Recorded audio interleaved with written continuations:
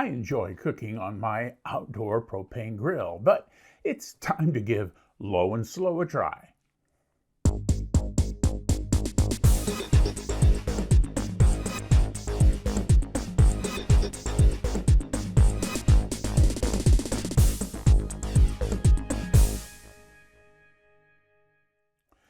I enjoy outdoor cooking, whether it's campfire cooking as a kid or campsite cooking with my RV. Cooking outdoors is just fun.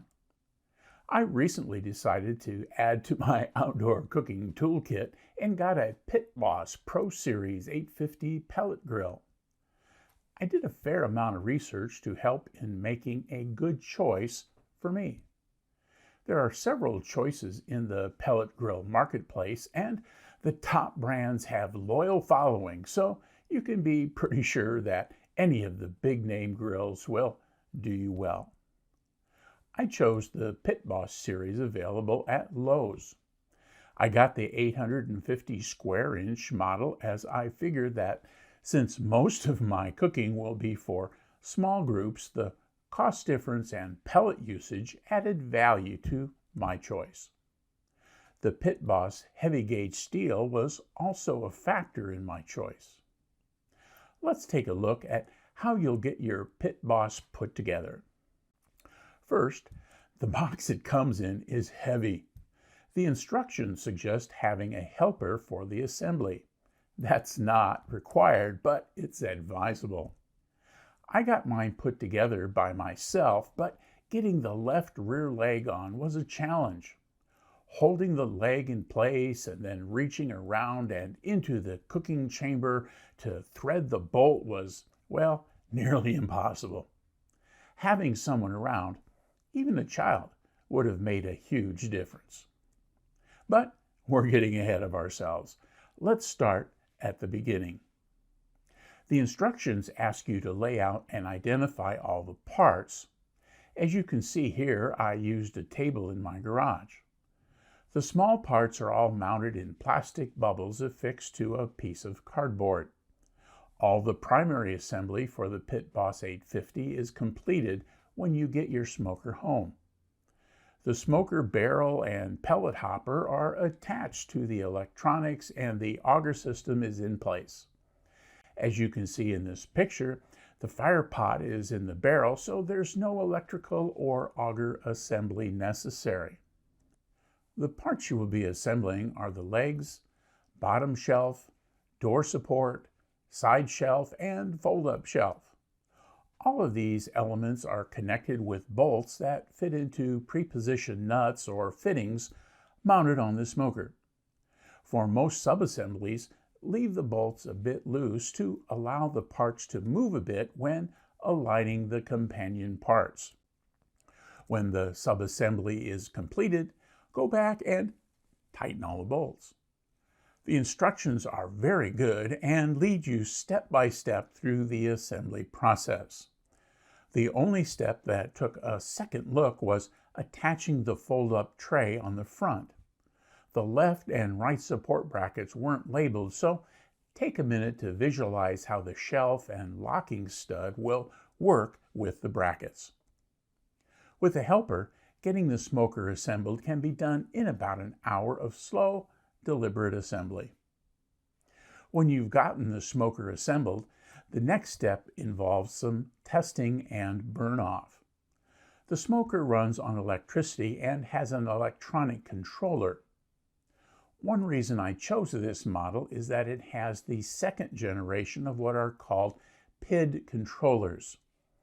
PID stands for Proportional Integrated Derivative Controller. These devices are used in industrial controllers in many different kinds of settings.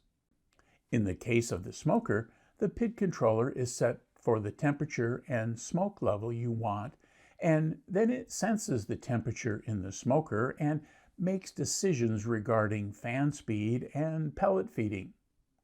This is a much better way to ensure that the temperature in your smoker stays very close to what you've selected without having to open and close the smoke barrel to check. Frequent checks release heat and slow things down. One old saying is that if you're looking, you're not cooking.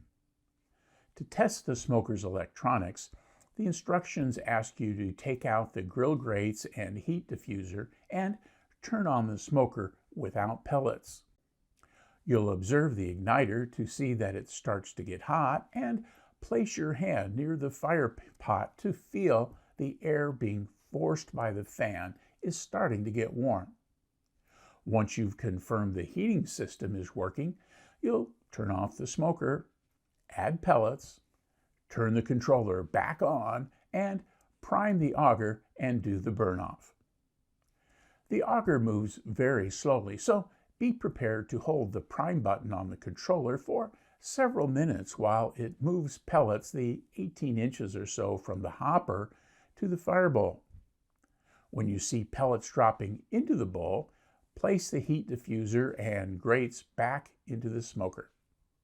When you've got a good fire in the fire pot, close things up and set the temperature as directed in the instructions and let it go for 45 minutes to an hour. This will burn off any oils or solvents used during the manufacturing process. At this point, you're ready to cook. As with any new tool, you'll likely need to practice a bit. If you're new to smoking meats, you'll need to develop a different set of habits and mindsets, as low and slow cooking is different than high and fast.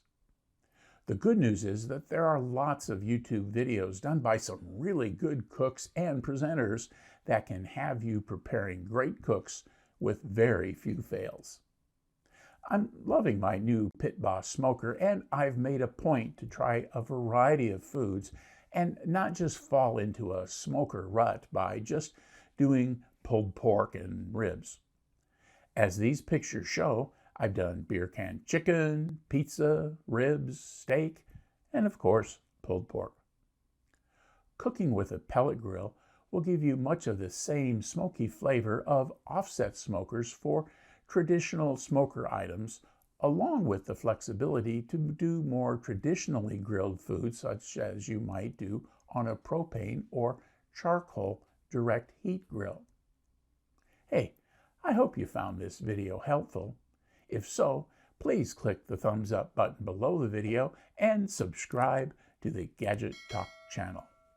Thanks for watching and happy smoking.